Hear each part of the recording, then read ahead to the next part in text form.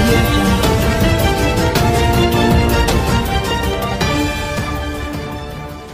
ఊరికి ఒక అద్భుతమైనటువంటి కమ్యూనిటీ హాల్ కావాలి. ఇప్పుడు మంజూరు ఇచ్చిన దాని డిజైన్ మార్చమని ఇప్పుడే గడ హనుమంతరావు గారికి చెప్పిన దానికోసం పెళ్లిళ్ళ కోసమైనా గ్రామంలో ఇంటరాక్షన్ మంచి సమావేశాలు పెట్టుకోవడానికైనా ఇతర ఫంక్షన్లకైనా దేనికైనా గ్రామానికి ఒక గ్రామ కమ్యూనిటీ హాల్ మంచిది ఉండాలి. దానికి ఒక 75 లక్షల రూపాయలు నేను మంజూరు చేస్తా ఉన్నాను. చాలా చక్కగా మంచి పద్ధతిలో కమ్యూనిటీ హాల్ నిర్మాణము చేయాలని చెప్పి నేను మీకు దాని నిర్మాణం కూడా తొందరగా చేయించాలని చెప్పి నేను కోరుతా ఉన్నా. అదేవిధంగా తాండాకు బీటీ రోడ్డు కావాలన్నారు, గ్రామంలో కొన్ని సీసీ రోడ్లు కావాలన్నారు, కొన్ని ఇతర అవసరాలు నేను చెప్పినారు. మీ కలెక్టర్ గారు చాలా మంచివాడు. ఇంతకుముందు రోనాల్డ్ రోజ్ కలెక్టర్గా ఉన్నప్పుడు ఈ గ్రామాన్ని దత్తత తీసుకొని మీకు ప్రేరణ ఇచ్చింది ఆయన ఆధ్వర్యంలోనే మీరు ముందుకు కదిలి ఇంత కూడా చేసినారు. నేను ధర్మారెడ్డి గారిని ఇప్పుడు కోరిన, నేను ఎమ్మెల్యేనే ఇక్కడ కానీ నేను ఎమ్మెల్యే ఇక్కడ ఉండలేను, అందరు ఎమ్మెల్యేలా కాదు, నా అదృష్టం జర తక్కువ ఉంటుంది, ఇది మీరే తల్లిదండ్రులు అనుకోవాలి కాన్స్టిట్యున్సీకి. కాబట్టి మల్కాపూర్ గ్రామాన్ని మళ్ళా ధర్మారెడ్డి గారు మీరు దత్తత తీసుకోమని కోరినా ఆయన అంగీకారం తెలిపినారు. చప్పట్లు బాగా కొట్టాలి. జిల్లా కలెక్టర్ గారు ధర్మారెడ్డి గారు మల్కాపూర్ గ్రామాన్ని పూర్తిగా దత్తత తీసుకుంటా ఉన్నారు. ఈ ఊరికి ఏం కావాలనో మంచి చెడ్డలన్నీ చేసి పెట్టడం కోసం ఒక 6 కోట్ల రూపాయలు నేను ప్రత్యేకంగా మంజూరు చేస్తా ఉన్నా. మీకు అవసరమైనటువంటి ఆ నిధులు ఎక్కడన్నా హైదరాబాద్ పోయే అవసరం లేదు, మన కలెక్టర్ గారి దగ్గరనే ఉంటాయి. కలెక్టర్ గారు మళ్ళీ నేను పోయిన తర్వాత వస్తారు, మిమ్మల్ని అందరినీ కూర్చోబెట్టుకొని శాంతంగా మాట్లాడి ఊరంతా కలియదిరిగి ఏమేమి కావాలన్నా మీకు అవన్నీ వారే డైరెక్ట్గా శాంక్షన్ ఇస్తారని కూడా నేను తెలియజేస్తా ఉన్నా. పనులు కూడా వారే నిర్వహింపజేస్తారు. అదేవిధంగా డబుల్ బెడ్రూమ్ ఇల్లు మొత్తం ఒక 140-150 అవసరం నేను అన్నారు. అందులో ఒక 60 ఇళ్ళు శాంక్షన్ అయినాయి, ఇంకొక 80 ఇస్తే నాకు మొత్తం కంప్లీట్ అయితే సార్ అని చెప్పింది ఆయన. 80 కాదు ఇంకో 100 తీసుకోండి. గుడిసె అనేది లేకుండా ఈ గ్రామంలో గుడిసె అనేది లేకుండా పెంకుటిల్లు అనేది లేకుండా అన్నిటికన్నీ డాబా ఇండ్లే ఉండే విధంగా డబుల్ బెడ్రూమ్ ఇల్లు కూడా మీకు ఎన్ని అవసరమైతే అన్ని నేను కలెక్టర్ గారికి అధికారం ఇస్తా ఉన్నా. ఆయనే శాంక్షన్ ఇస్తాడు, నిర్మాణాలు కూడా వెంటనే ప్రారంభించాలని నేను కోరుతా ఉన్నా. అదేవిధంగా ఆర్థికంగా కొంచెం బాగుపడినట్టు బట్టిగా మాటలు చెప్తే కాదు, ఉన్నంతలో ఎర్రవెల్లి దగ్గర నాకడ వ్యవసాయం ఉంది. నా పక్కనే ఒక దళిత రైతు ఉండేవాడు. నేను ఎప్పుడైనా పోయినప్పుడు నా పొలంలో నడుస్తూ ఉంటే సార్ అని ఉరికొచ్చేది. ఏందా అంటే మోటార్ కాలిపోయింది సార్, పైసలు ఒక 1000 రూపాయలు ఇవ్వని అడిగేది. నేను ఇచ్చేది పాప ఆయన దగ్గర లేదు కదా అని చెప్పి. ఇక్కడ ఆ రోజుల్లో కరెంటు మంచిగా ఉండేది కాదు. మేము ఇంటికి వచ్చిన తర్వాత చర్చ చేసుకునేది. సరే ఈయన ఒక్కడు నాకు కలిస్తే నేను ఏదో ఇచ్చినా కానీ ఇట్లా ఎంతమంది ఎన్ని బాధలు పడతారు కావచ్చు. ఈ తెలంగాణలో మనకి కరెంటు పీడ ఎప్పుడు పోవాలి, ఈ మోటార్లు గాలుడైంది, పండే పంట ఎంత, దీనికి ఎంత అని చెప్పి బాధపడ్డాం. కానీ దైవవశత్తు ఇప్పుడు మంచిగా అయింది.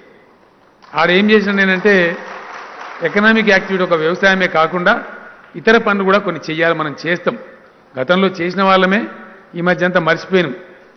ప్రతి ఇంటికి 2 పాడి గేదెలు కొనిచ్చిన నేను అక్కడ ఎర్రవేలిలో. మొన్న ఈ మధ్య నేను అక్కడికి పోయినా, ఆయన కనపడ్డాడు నాకు. ఆయన పొలం పక్కే నా పక్క గట్టి ఒకటి కలిసి ఉంటుంది, ఆయన నాది గట్టే. ఆ గట్టి మీద నిలబడితే నమస్కారం సార్ అని వచ్చిండు. ఏం మళ్ళీ బాగున్నావు అంటే బాగున్నాను. ఎట్లా ఉన్న పరిస్థితి అంటే మంచిగా ఉన్న సార్, సంతోషం అని చెప్పిండు.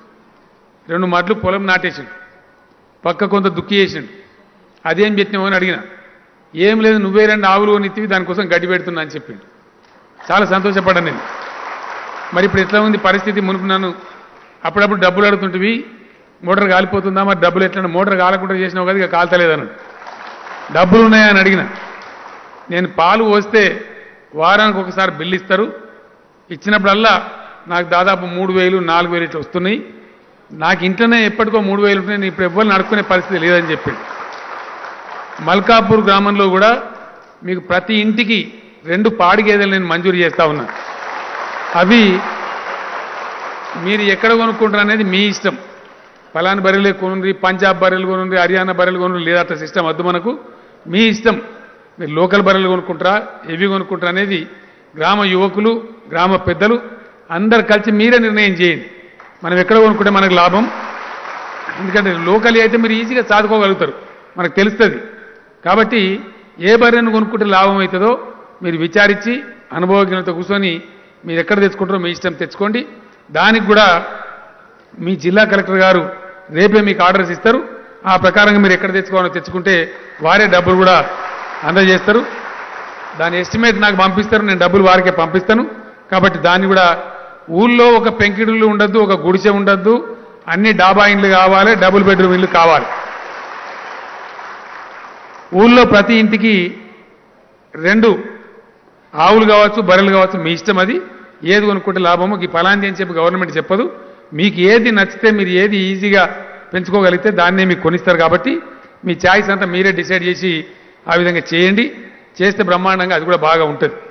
డబుల్ బెడ్రూమ్ ఇంటికి 2 బర్రెలు వచ్చిన తర్వాత డబుల్ బెడ్రూమ్ ఇండ్లు మీకు పట్టుదల ఎక్కువ ఉంది కాబట్టి, ఊర్లో ఐక్యత ఉంది కాబట్టి 3-4 నెలల లోపలనే మీరు కంప్లీట్ చేయాలి.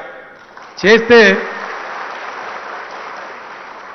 బర్రెలు వచ్చి మంచిగా డబుల్ బెడ్రూమ్ ఇండ్లు కంప్లీట్ అయ్యి, డాంబర్ రోడ్ అయ్యి, ఊళ్ళో మిగిలిన సీసీ రోడ్లు కంప్లీట్ అయ్యి, ఇంకేమైనా మోరీలు అవసరం ఉంటే అవి కూడా కంప్లీట్ అయ్యి, ఇంకా చెట్లు అవసరం ఉంటే పెట్టుకొని అన్నైనాక మళ్ళీ నన్ను కేక్ వేస్తే నేను మళ్ళా వస్తా. ఆ రోజు బ్రహ్మాండంగా దావత్ చేసి నేను కూడా ఇక్కడనే భోజనం చేస్తా. ఊరందరం కలిసి సామూహికంగా మంచిగా చక్కగా పండగ చేసుకుందాం. ఎందుకంటే ఈ ఊరు ఒక ఎగ్జాంపుల్ లాగా, ఒక ట్రైనింగ్ గ్రౌండ్ లాగా తయారైతుంది. మల్కాపూర్లో జరిగే పని పక్క ఊరోడు చూసి వాడిని నేర్చుకోవాలి. మేము గిట్ల చేస్తే మాకు కూడా వచ్చు కదా అనేటువంటి అభిప్రాయం రావాలి. కాబట్టి పచ్చదనం మీద మీరు బ్రహ్మాండంగా చేస్తూ ఉన్నారు, చాలా సంతోషం. దానికి నేనంతా మీకు చేతులెత్తి నమస్కారం చేస్తూ ఉన్నా. మీరు చేసేది చాలా మంచి పని. ఎందుకంటే మన బిడ్డలకు మనం ఎంత సంపాదించి పెట్టినా, ఎన్ని ఆస్తులు ఇచ్చినా రేపు బతకగలిగే పరిస్థితి ఉండే వాతావరణం కూడా ఉండాలి. ఎన్ని లక్షల కోట్లు ఉంటే ఏం లాభం? సూరత్లో ఒకసారి జరిగింది. సూరత్లో ఎక్కువ శాతం బంగారం వ్యాపారులు, వజ్రాల వ్యాపారులు ఉన్నారు. 100,000 కోట్ల రూపాయల డబ్బున్న వాళ్ళు ఉన్నారు. ఆడ ప్లేగు వ్యాధి వచ్చింది. చెత్త కుప్పలు, మురికి, గందరగోళంగా ఉంటుంది. అక్కడ కలెక్టర్ చెప్తే వాడు పట్టించుకోలే. ఆ ప్లేగు వ్యాధి వచ్చింది.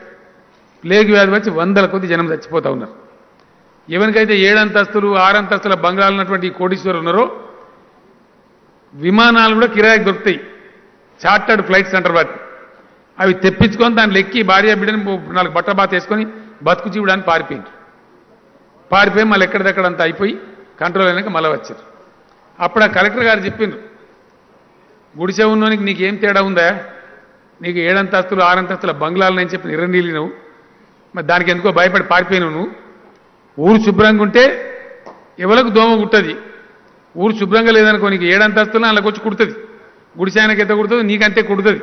కాబట్టి ఆ బుద్ధి రావాలి మనకు అని చెప్పి జ్ఞానోదయం చేసి మన తెలుగతనే వెంకటేశ్వరరావు అని చెప్పి మున్సిపల్ కమిషనర్ సూరత్లో ఉండే ఆయన చెప్తే వాళ్ళ జ్ఞానోదయమై అందరూ ఒకటే బాగు చేసుకున్నారు. సూరత్లో ఇప్పుడు మన మల్కాపూర్ లాగా ఇంత చెత్త లేకుండా బ్రహ్మాండంగా పరిశుభ్రంగా ఉంది, చాలా గొప్పగా ఉంది. ఆ స్ఫూర్తిని మీరు ఇప్పుడు ఇక్కడ చేసి చూపిస్తా ఉన్నారు. ఏంటండి వీడియో నచ్చిందా?